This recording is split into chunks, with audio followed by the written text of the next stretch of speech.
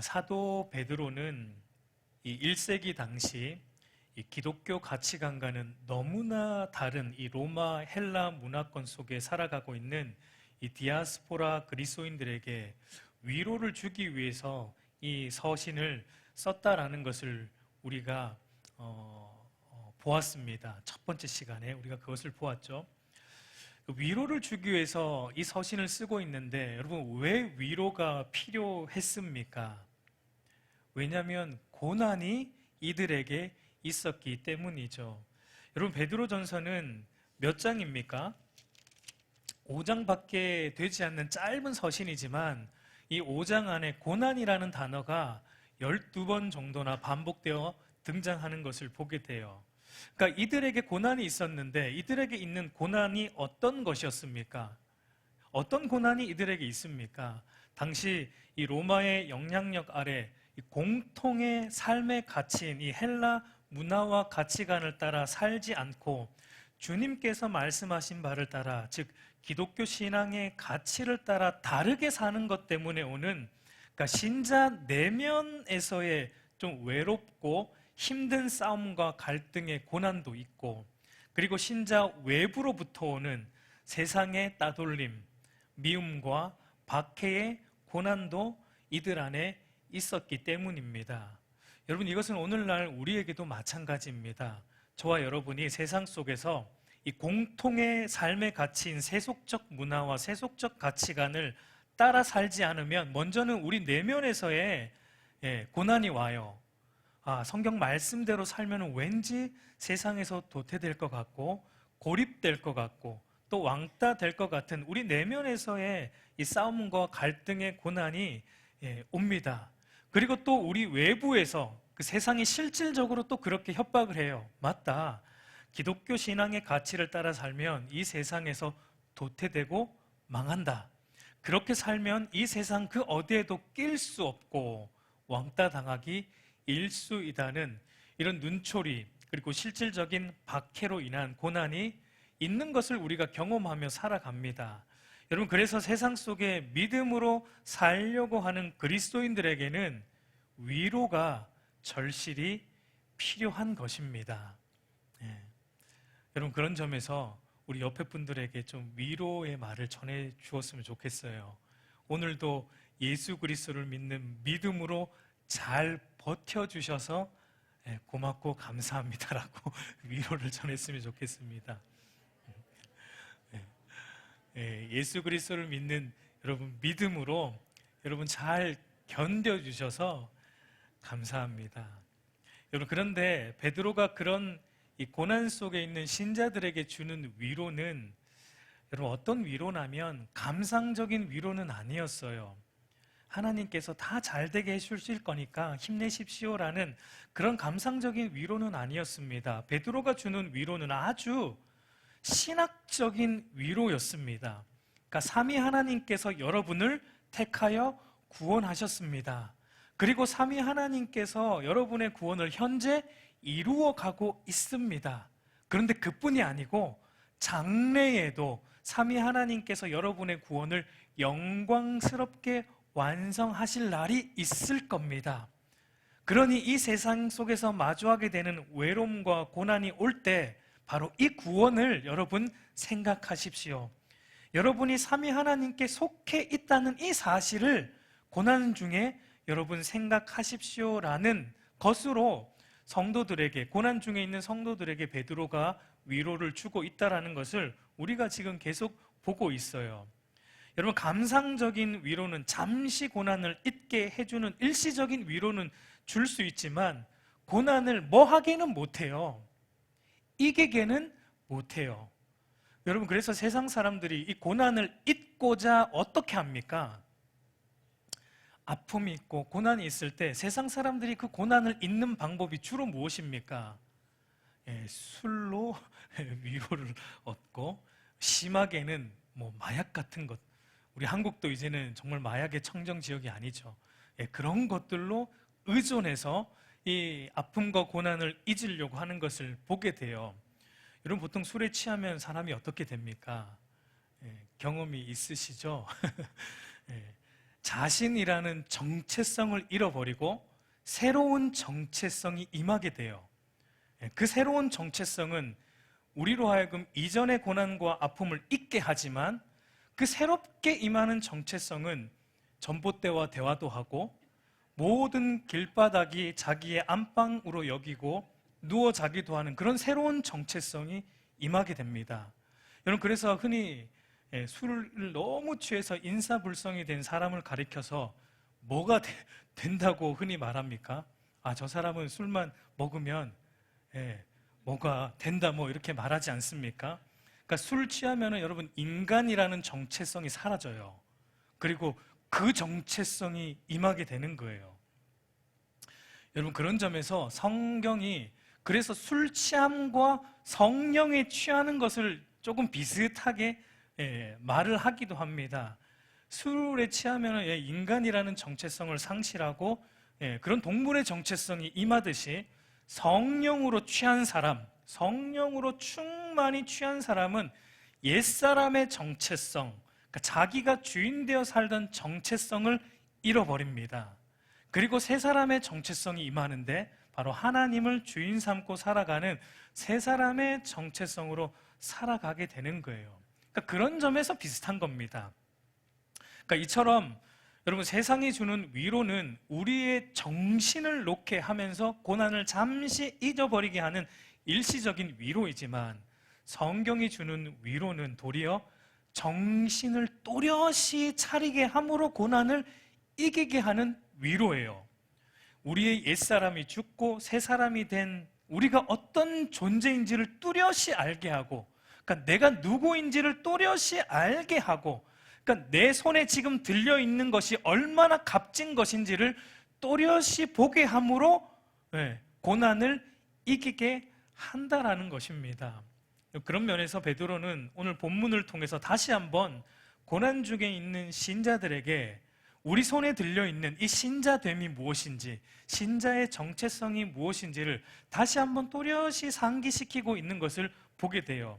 우리 9절을 다시 보면 그러나 너희는 택하신 족속이요 왕같은 제사장들이요 거룩한 나라요 그의 소유된 백성이니 이는 너희를 어두운 데서 불러내어 그의 기이한 빛에 들어가게 하신 이에 아름다운 덕을 선포하게 하려 하심이라고 말합니다. 그러니까 사도 베드로는 신자가 정신을 차리고 보아야 하는 이 신자됨의 의미, 신자의 정체성을 뭐라고 말하고 있습니까? 오늘 본문에는 4가지의 정체성으로 우리에게 말해주는데 첫 번째가 바로 택하신 족속이다라는 것입니다. 그러니까 너희는 택하신 족속이다. 여기서 족속이라는 말이 헬라어로 보면 게노스라는 말인데 기원, 근원, 뿌리라는 의미예요. 이 게노스라는 기원에서부터 나온 말이 게네시스라는 족보, 족보라는 말이 나왔어요. 그러니까 이 족속이라는 것은 출생과 뿌리가 같은 사람들의 무리 혹은 집단을 의미하는 말이죠. 여러분, 그러면은 우리 그리스도인들, 신자들은 어떤 사람들의 무리라는 것입니까? 우리의 뿌리와 기원이 어디라는 거예요? 인간적인 출생의 배경이나 인종적인 배경이나 어떤 학벌의 그 배경의 뿌리가 아니고 우리 신자됨의 뿌리는 어디냐면 하나님께서 택하셨다라는 것에 있다라는 것, 하나님의 택하심을 받은 것에 우리의 뿌리와 기원을 두고 있다라는 것을 베드로가 말하고 있습니다. 여러분, 이것은 사도 베드로가 이미 서신 제일 앞쪽에서 이미 우리에게 말해 주었습니다. 우리 베드로전서 1장 2절을 한번 우리 같이 읽어보도록 하겠습니다. 시작. 곧 하나님의 미리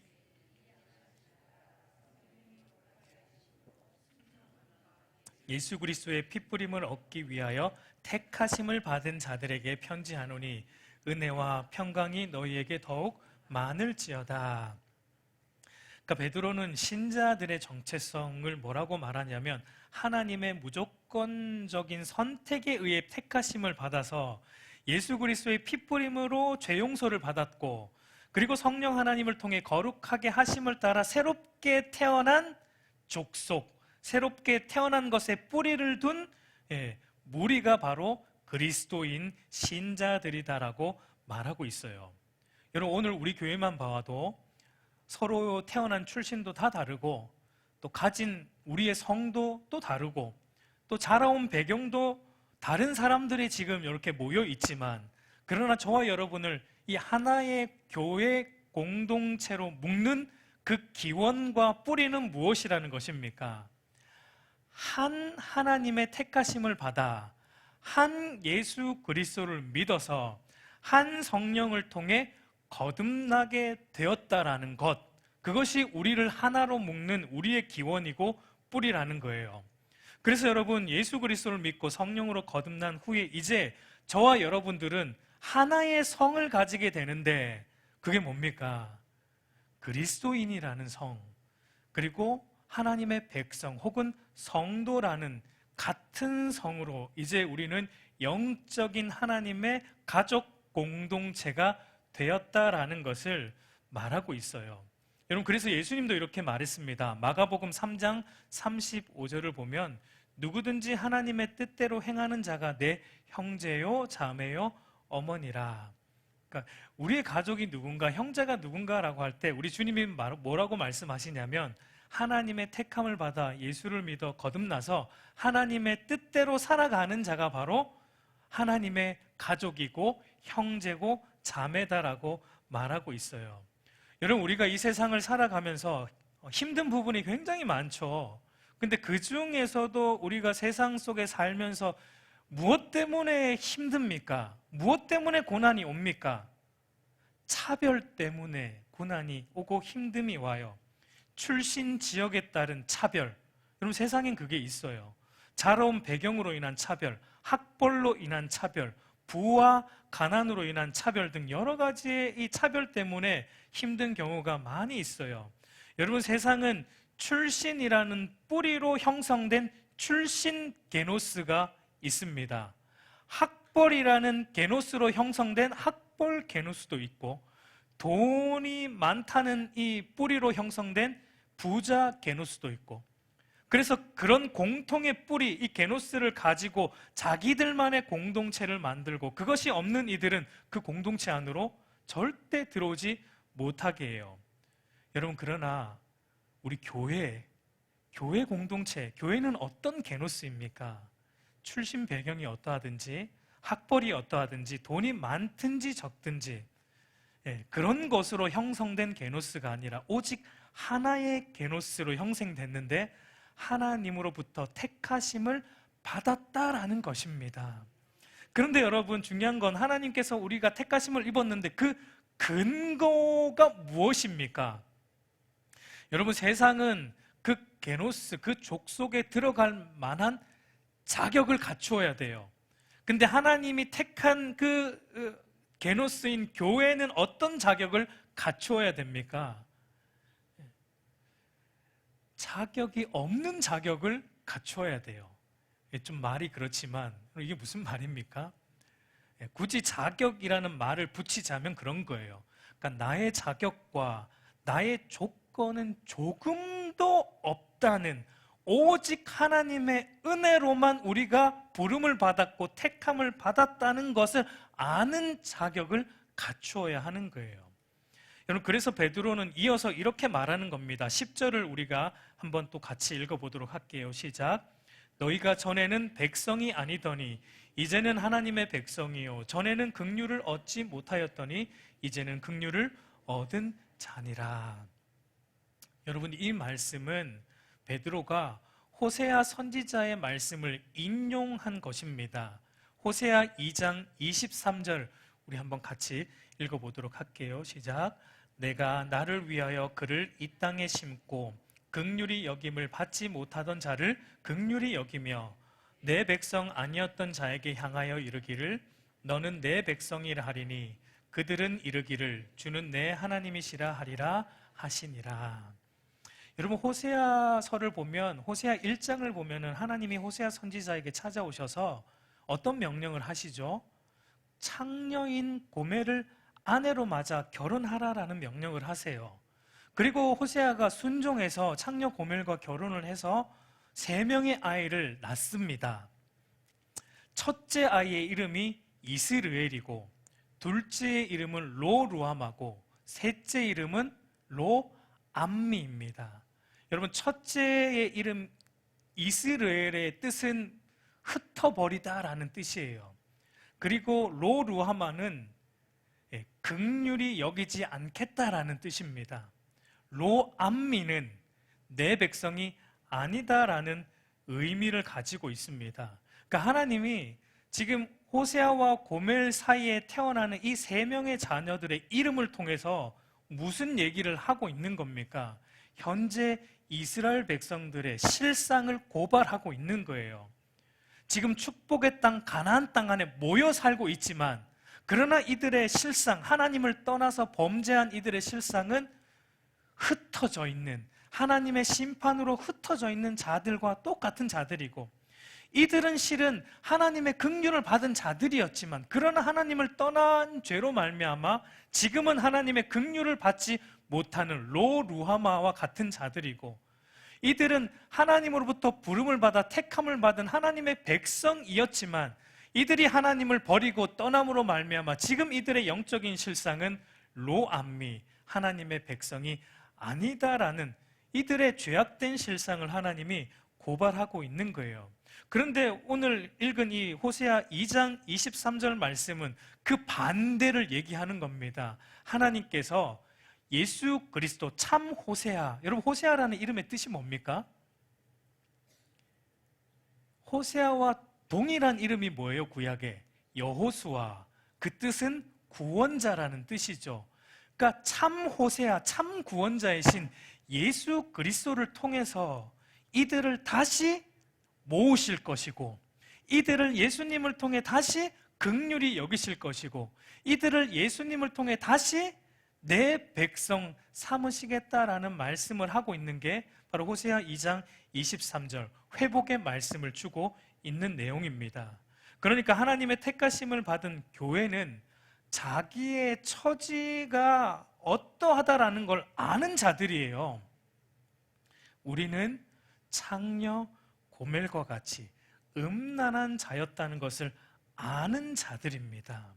그러니까 하나님의 택하심을 받을 만한 자격이 우리 안에는 조금도 없다라는 것을 아는 자들이에요. 하나님의 신부로 택함을 받은 것은 오로지 하나님의 긍휼과 은혜 때문인 것을 아는 자들이에요. 그래서 하나님의 택하심을 받은 신자들은 절대 자기의 게노스, 자기의 뿌리, 자기의 어떠함을 여러분 내세우지 않는 거예요. 우리의 출신 배경, 우리의 학벌, 우리가 가진 재물, 우리의 어떠함을 우리의 자랑으로 삼지 않는 것입니다. 오로지 하나님께서 무조건적으로 나를 선택하여 예수 그리스도 안에서 나를 택하여 백성 삼아 주신 그것만이 우리의 뿌리이고 우리의 기원이고 우리의 자랑이라는 거예요.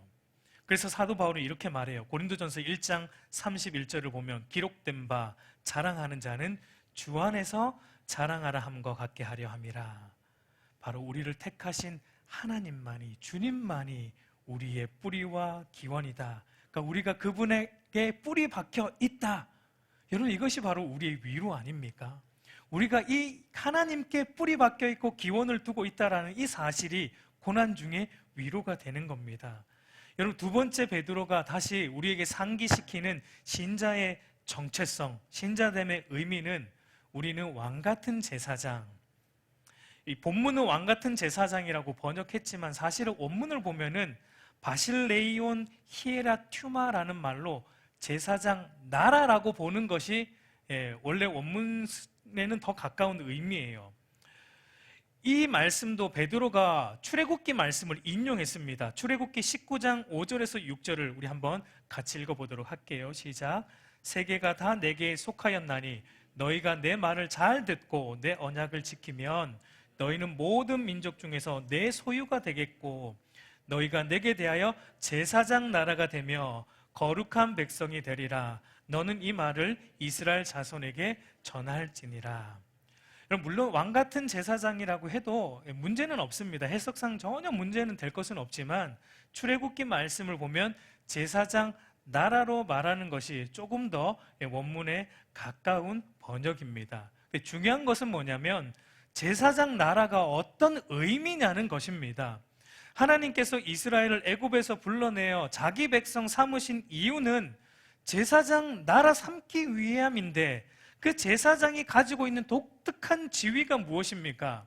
하나님과 백성 사이에서 예배를 통해서 백성을 하나님께로 인도하는 중보자적 지위입니다. 그러니까 하나님께서 이스라엘을 출애굽시킨 목적은 단순히 이들로 하여금 종되었던 자리에서 건져서 자유롭게 해주고 큰 땅을 주어서 큰 민족을 이루어 잘 살게 하시고자 하는 것이 아니었다는 것입니다.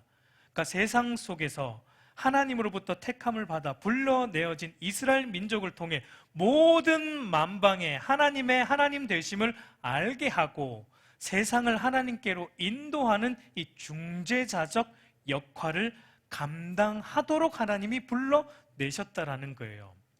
여러분, 하나님께서 우리를 구원하신 목적, 우리를 신자 삼은 목적, 우리의 신자됨의 의미도 여기에 있다라는 것을 말합니다.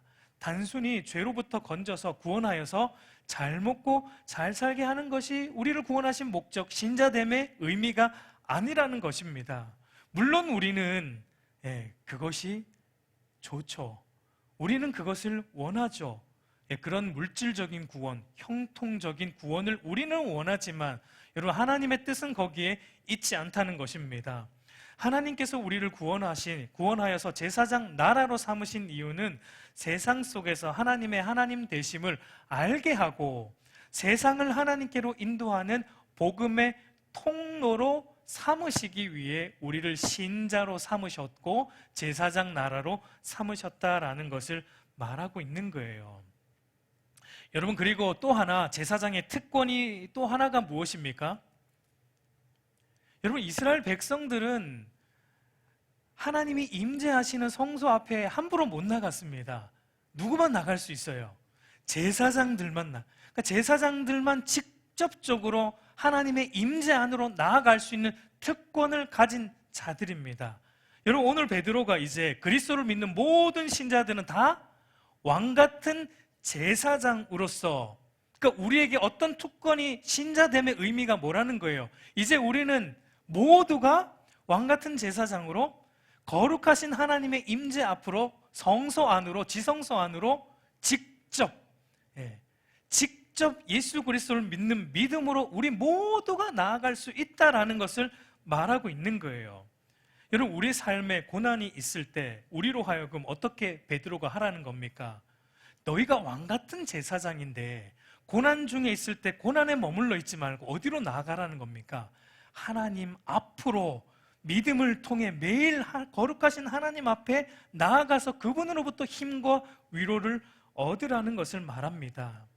여러분, 그러면 한번 묻겠습니다. 우리의 정체성이 제사장인데 하나님께 얼마나 나아가고 있습니까? 여러분, 구약에서 제사장들이 하나님께 몇 번 나아가야 돼요? 매일 아침 저녁으로 상번제를 드려야 했고, 매일 아침에 금양단에 가서 향을 피워야 했고, 그리고 그 외에도 수많은 제사를 드려야 했고, 그러니까 한마디로 제사장들은 거의 하루 종일 성소 안에서 하나님을 예배하고 하나님을 섬기고 백성들을 대신해서 하나님을 섬기는 일을 했습니다. 그러면 다시 한번 질문으로 돌아와서 우리의 정체성이 그런 왕같은 제사장인데 여러분, 우리가 하나님 앞에 얼마나 나아가고 있습니까? 여러분, 대부분의 성도들이 주일 하루 나옵니다. 조금 많이 나오시는 분들, 우리 여기에 모여 계신 분들 수요 예배도 나오시고, 더 많이 나오시면 새벽 예배도 나오시고, 물론 여러분, 이것은 단순히 교회 안에 나오는 것만을 의미하는 것은 아니에요. 우리가 얼마나 하나님과의 인격적인 사귐과 교제 안에 거하느냐의 문제입니다. 그렇다고 또 오해해서는 안 돼요. 그러니까 공적인 예배는 조금 소홀히 해도 괜찮겠네, 개인적으로 하나님과 친밀한 많은 시간을 개인적으로 가지면 되니까 공적 예배는 조금 소홀히 해도, 여러분, 잘못된 생각이에요.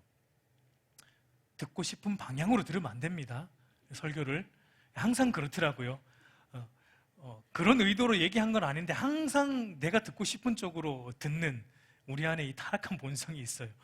그런 의미가 아니에요. 교회의 공적인 예배에 나오는 것은 여러분 기본적인 겁니다. 그건 기본적인 신앙의 모습이에요.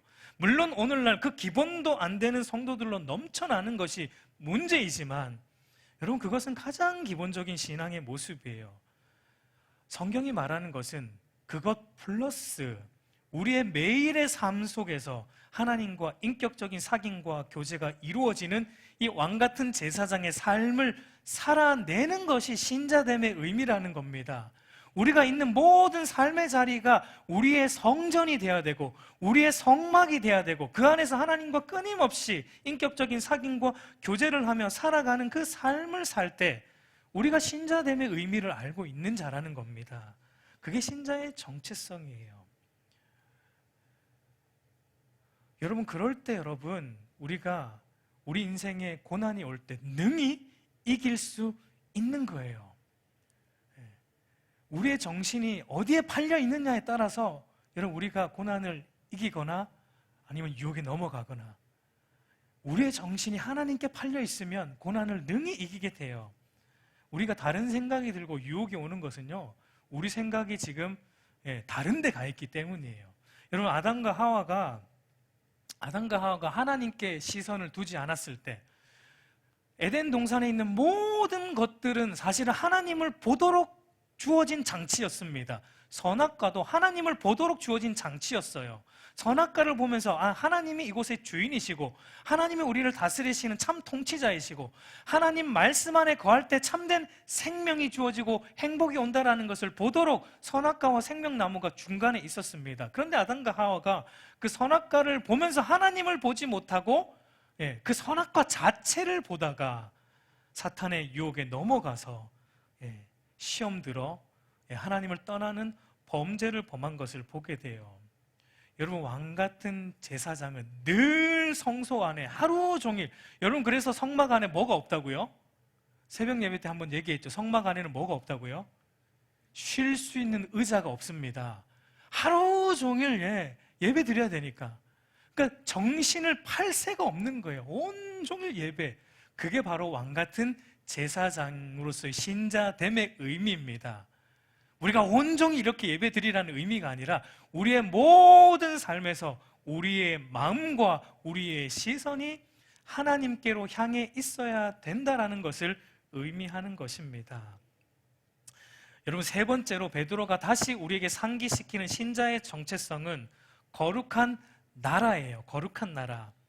여러분 앞에서 우리가 구원받은 목적이 세상 사람들로 하여금 하나님의 하나님 되심을 알게 하는 것이고 그래서 세상 사람들로 하여금 하나님께로 인도하는 이 제사장적 역할을 감당하는 것이라고 했는데 그러면 그것을 우리가 어떤 방법으로 이 제사장적 중재자적 역할을 우리가 감당할 수 있습니까? 그것에 대한 답이 바로 이 세 번째 정체성인 거룩한 나라라는 말 안에 담겨 있어요. 여러분 거룩이라는 것은 무슨 의미입니까? 구별된다라는 의미이죠.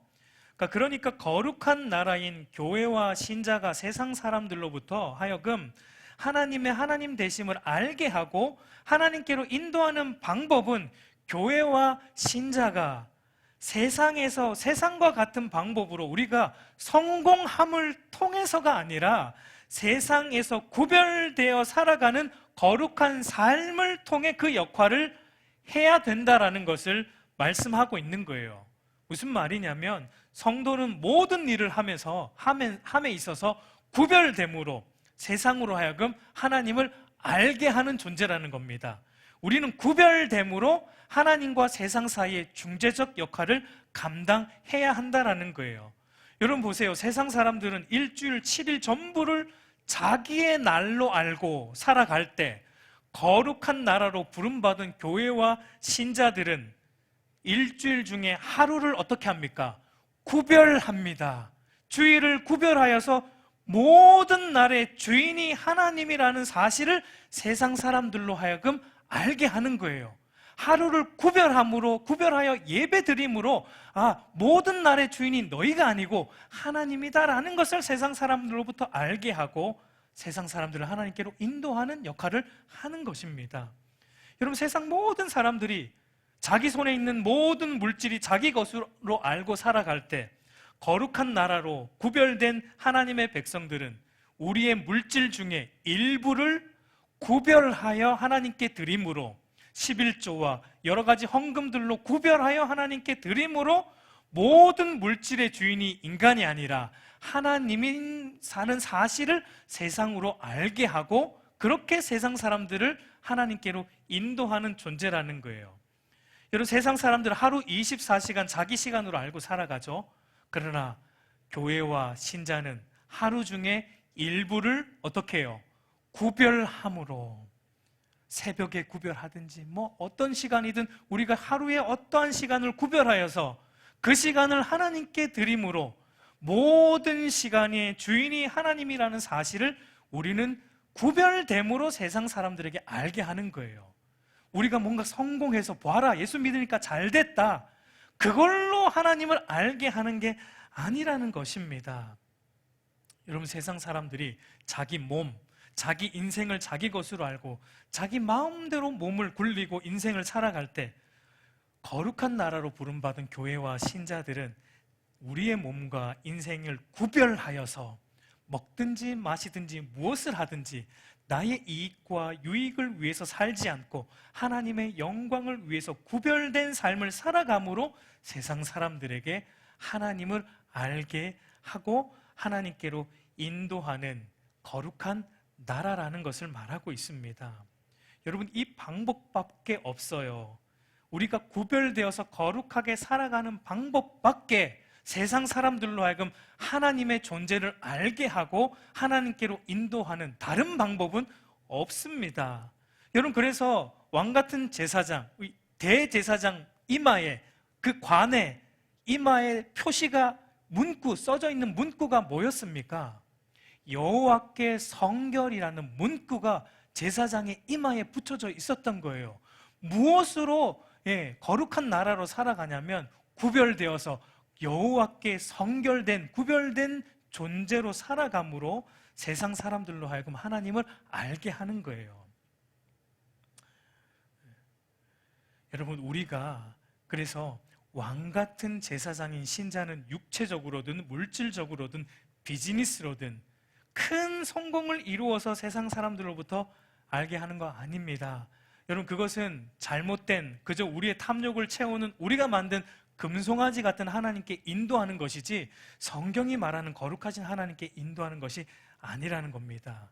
구별됨으로만 참된 하나님께로 인도할 수 있다는 겁니다. 마지막 네 번째로 베드로가 다시 상기시키는 신자의 정체성은 바로 그의 소유된 백성이라는 겁니다. 여러분, 사실 모든 만물이 다 누구의 소유입니까? 하나님의 소유이죠. 굳이 그러면 우리를 향해서 하나님의 소유된 백성이다라는 말을 할 필요는 사실 없죠. 여러분, 출애굽기 19장 5절을 우리가 다시 보면 이렇게 말합니다. 세계가 다 내게 속하였나니 너희가 내 말을 잘 듣고 내 언약을 지키면 너희는 모든 민족 중에서 내 소유가 되겠고 라고 말합니다. 모든 세계가 다 하나님께 속해 있다라고 말합니다. 당연한 진리이죠. 그럼에도 여러분, 신자를 가리켜서 너희는 나의 소유된 백성이다라고 말하는 이유가 무엇입니까? 여러분, 이 당연한 진리를 여러분 세상 사람들이 모르기 때문입니다. 신자들만이 자기들의 참 소유주가 하나님이라는 것을 알기 때문이에요. 그래서 여러분, 신자들을 통해 나의 소유된 백성이다라는 신자들, 그의 소유된 백성인 신자들의 소유됨을 통해서 세상에 뭘 보여냅니까? 하나님께서 주인이시다, 하나님께서 모든 소유주이시다라는 참된 실소유주시다라는 사실을 하나님이 보여낸다라는 거예요. 그러니까 여러분, 우리가 세상에서 어떻게 살아야 됩니까? 우리의 실소유주가 우리가 아니라 하나님이라는 사실을 명확하게 살아야 돼요. 그래야지만 세상이 압니다. 모든 세계가 하나님께 속하였구나. 우리의 모든 것이 하나님이 주인이시구나. 우리가 그렇게 살아갈 때 세상이 하나님의 주인 되심을 안다라는 것을 말하고 있는 거예요. 여러분, 실소유주를 명확하게 여러분 좀 표시하고 사시기 바랍니다. 우리가 주인이 아닙니다. 하나님이 주인이세요. 우리 자신도, 교회도 하나님이 주인이세요. 오늘날 우리 한국 교회를 자기 소유로 여기는 그런 여러분 목회자들도 많이 있죠. 여러분, 그건 잘못된 겁니다. 교회는 하나님의 소유입니다. 목회자는 주의 집을 충성되게 섬기다가 때가 되면 소리 없이 사라지는 존재가 목회자입니다. 하나님의 종일 뿐이에요. 물론 그렇다고 또 막 함부로 대하고 그러라는 얘기는 아니에요. 성경은 말하죠. 말씀을 맡은 자를 배나 존경하라. 그러나 중요한 것, 하나님이 주인 되셨다라는 이 사실을 여러분 명확하게 해야 된다는 겁니다. 우리의 모든 것, 우리의 소유가 아니라 하나님께서 주인이시다라는 이 사실을 우리가 명확하게 하고 살아가야 됨이 마땅해요. 여러분, 오늘 우리의 모습은 어떻습니까? 오늘 우리의 교회의 모습은 어떻습니까? 하나님의 주인 되시다라는 사실, 머리로만이 아니라 우리의 전 인격이 반응해서 정말 하나님의 주인됨을 인정하는 삶을 여러분 살아가고 있어요. 여러분의 물질 하나님의 것임을 알고 하나님의 뜻대로 청재기로 여러분 사용하고 있습니까? 여러분의 몸, 우리의 몸이 아니라 성령이 거하시는 하나님의 성전인 것을 알고 하나님의 영광을 위해 우리의 몸을 여러분 사용하고 있습니까? 여러분, 그렇게 살아야 신자됨이라는 겁니다. 그렇게 살아가는 자가 신자됨의 의미를 아는 자라는 겁니다. 여러분, 그리고 또한 하나님의 소유된 백성이라고 할 때 이 소유라는 말이 원문적으로 보면 값진 재산, 값진 보물이라는 의미가 있어요. 여러분, 그 말은 신자는 어떤 존재라는 겁니까? 신자됨의 의미가 어떤 거예요? 하나님께서 보실 때 값진 존재, 보물과 같은 존재라는 겁니다. 왜 보물과 같은 존재입니까? 어떤 물건의 가치는 여러분 그것을 주고 산 값을 보면 알아요. 명품의 가치는 여러분 그 제품의 질과 그 제품의 값어치, 어마어마한 돈을 지불한 그 값어치가 있기 때문에 명품이라고 부를 수 있죠. 하나님께서 저와 여러분을 당신의 소유로 삼기 위해 하나님이 지불한 값이 무엇입니까, 여러분? 사도 베드로는 이렇게 말을 했죠. 베드로전서 1장 18절 19절 우리 한번 같이 읽어보겠습니다. 시작. 너희가 알거니와 너희 조상이 물려준 헛된 행실에서 대속함을 받은 것은 은이나 금같이 없어질 것으로 된 것이 아니요 오직 흠없고 점없는 어린 양 같은 그리스도의 보배로운 피로 된 것이니라. 하나님께서 저와 여러분을 당신의 소유로 삼기 위해 지불하신 값은 은이나 금 같은 그런 것이 아니라 당신의 아들 예수 그리스도의 보배로운 피로 값 지불하시고 저와 여러분을 사셨다라는 겁니다. 여러분, 그 말은요, 값을 매길 수 없는 값을 지불하신 거예요. 예수님의 보혈의 값을 지불하시고 우리를 사셨기 때문에 신자는 존귀한 존재이고 아무나 건드릴 수 있는 존재가 아니에요. 그래서 사도 바울이 이렇게 말하죠. 로마서 8장 32절 우리 한번 같이 읽어보겠습니다. 시작. 자기 아들을 아끼지 아니하시고 우리 모든 사람을 위하여 내주신 이가 어찌 그 아들과 함께 모든 것을 우리에게 주시지 아니하겠느냐. 여러분, 하나님께서 우리를 당신의 소유 삼기 위해 하나님의 전부인 아들 예수님을 우리에게 내어주셨다면 그 다음에 무엇 더 주시지 않겠느냐는 말입니다. 쉽게 말해 아들 예수님의 핏값으로 우리를 사셨기 때문에 하나님의 소유된 백성 하나님께서 책임지신다라는 거예요. 여러분, 이것을 참으로 알면 우리 인생에 닥치는 고난이 별로 의미가 없어집니다. 고난을 능히 이길 수 있는 충분한 충분한 근거가 되는 거예요. 여러분, 한마디로 하나님께서 지불할 수 있는 전부를 다 지불하시고 우리를 당신의 소유 삼으셨다. 그러니까 여러분, 성도는 세상 속에 있는 명품 중에 명품이라는 겁니다. 명품답게 여러분 사시길 바랍니다.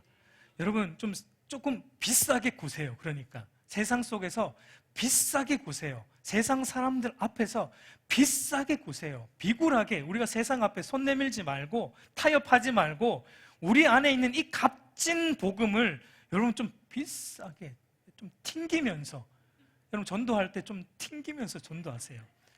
구걸하듯이 한 번만 교회 오세요 이렇게 하지 말고, 이거 안 사?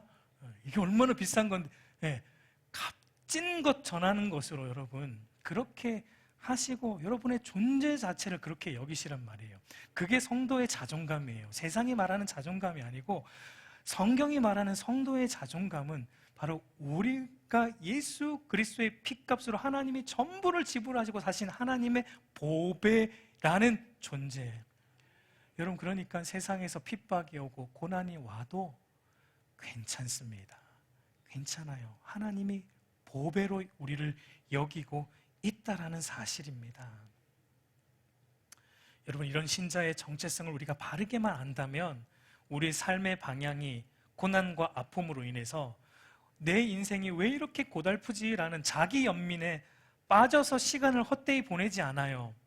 아니면 반대로 우리의 삶에 주어진 많은 어떤 것들로 인해서, 많은 성과들로 인해서 자기 만족에 빠져서 교만으로 또 보내지 않습니다.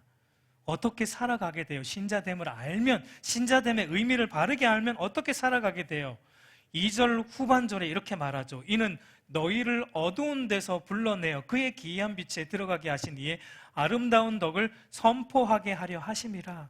여러분, 이 표현은 구원의 출애굽적 표현입니다. 죄의 종되었던 어두운 애굽의 삶에서 우리를 건져내어서 영광의 빛이신 하나님을 섬기는 나라, 가나안 곳 하나님 나라로 들어가게 하신 것을, 구원의 모습을 출애굽적으로 표현하고 있는 내용입니다. 그러니까 우리가 받은 구원은 세상을 떠나야 되는 겁니다. 세상을 떠나서 하나님의 기이한 빛, 그 나라로 우리가 들어가는 것, 이동하는 것이 우리가 받은 구원이에요. 그러니까 여러분, 이 안에 담겨있는 사도 베드로의 마음을 읽어야 돼요. 이 베드로가 우리에게 무엇을 말하고 싶습니까? 베드로는 신자들에게 어두운 이 세상에 눌러앉을 생각조차 하지 말라는 겁니다. 자신이 처한 고난과 같은 환경과 상황 때문에 자기 연민에 빠져서 주저앉아 한탄만 하지 말고 빨리 짐 싸서 일어나라는 것입니다. 또 자기의 삶의 풍족한 것들로 인해서 여기가 좋사오니 여기서 집을 짓고 살자라는 자기 만족과 교만에 빠져 눌러앉을 생각하지 말고 빨리 짐 싸라는 겁니다. 짐 싸서 빨리 떠날 준비하라는 것을 베드로가 말하는 거예요. 근데 짐 싸서 떠나는데 그냥 떠나지 말고 떠나면서 어떻게 하라는 거예요? 구원의 덕을 선포하면서 떠나라고 말하고 있습니다. 아름다운 덕, 구원의 덕. 여러분, 이 구원의 덕이 가장 잘 선포되는 자리가 어디입니까? 네, 교회이죠. 교회지만 특별히 어떤 시간이에요? 예배의 시간이에요. 예배예요. 그런데 어떤 예배입니까? 참된 예배. 참된 예배는 여러분 어떤 거냐면 하나님께서 행하신 모든 일이 항상 옳다는 것을 인정하는 마음으로 드리는 예배예요. 여러분, 우리의 인생에 별 문제 없고 순탄할 때, 잘 나갈 때 우리가 예배 얼마든지 잘 드릴 수 있습니다. 물론 그럴 때도 또 못 드리는 사람들도 또 간혹가다 있어요. 근데 여러분, 대부분의 그리스도인들은 잘 나갈 때, 우리 인생이 형통하고 평탄할 때, 눈에 보이게 형통할 때, 여러분 우리가 예배 드리면 건 얼마든지 할 수 있어요. 그리고 그때 예배는 어떤 면에서 헷갈립니다.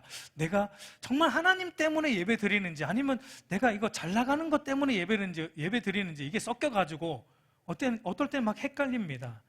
그러나 내 인생이 나락으로 떨어져 있을 때, 이해할 수 없는 상황과 극심한 고난 같은 환경과 상황에 내 인생이 떨어져 있을 때, 여러분 그때 하나님 앞에 나와서 하나님, 그래도 하나님께서 선하십니다. 하나님이 하시는 일은 무엇이든 간에 비록 그것이 내가 이해할 수 없을지라도 하나님께서 하신 모든 일은 다 선하고 나에게 유익합니다. 왜냐하면 하나님은 나를 죄의 어둠에 건져 구원하시기 위해 하나님 전부인 아들 예수님을 내어 주셨기 때문입니다. 그래서 저는 믿습니다. 하나님께서 하시는 모든 일은 다 선하고 유익하다는 그 사실을 말이죠 라는 고백으로 하나님 앞에 힘든 발걸음, 무거운 발걸음을 옮겨서 예배의 자리로 나와서 드리는 그 예배가 진짜 예배이죠. 살아있는 예배이죠. 하나님이 최고로 영광 받으시는 참된 예배이죠. 그런 성도의 예배를 통해 구원의 아름다운 덕이 선포되는 거예요. 옆에 있는 성도들이 볼 때도 여러분, 그런 성도가 그렇게 예배하는 걸 볼 때 여러분, 구원의 덕이 우리에게 선포되는 거예요. 그런 성도가 세상에 또 나아가서 자기의 극심한 고난 중에 있음에도 불구하고 그 구원의 덕을 찬양하며 하나님을 예배하는 삶을 살아갈 때 세상 사람들이 보는 겁니다. 구원의 덕이 무엇인지. 이런 게 진짜 구원이라는 것을 보는 것이고, 이런 자가 진짜 성도라는 것을 보는 거예요. 우리 사랑하는 성도 여러분, 이제 말씀을 맺겠습니다. 여러분, 하나님을 진실로 예배함이 우리의 정체성이고, 하나님을 진실로 예배함이 우리의 존재의 이유이고, 하나님을 진실로 예배함이 우리의 삶의 목적이고, 하나님을 진실로 예배함이 고난 중에 우리의 위로가 되는 것입니다. 여러분, 어떤 면에서 사도 베드로는 그 마지막을 예배로 귀결하고 있다라고 저는 생각이 돼요. 이 구원의 덕, 아름다운 덕을 선포한다라는 것은 바로 하나님을 예배하는 것을 의미하기 때문에 베드로는 신자됨의 의미를 예배로 귀결을 시킵니다. 우리 사랑하는 성도 여러분, 날마다 하나님께 나아가는 왕 같은 제사장의 예배의 삶을 통해 하나님 안에서 기뻐하고 하나님 안에서 위로를 받고 구원의 덕을 선포하는 저와 여러분이 되기를 우리 주님의 이름으로 축복합니다.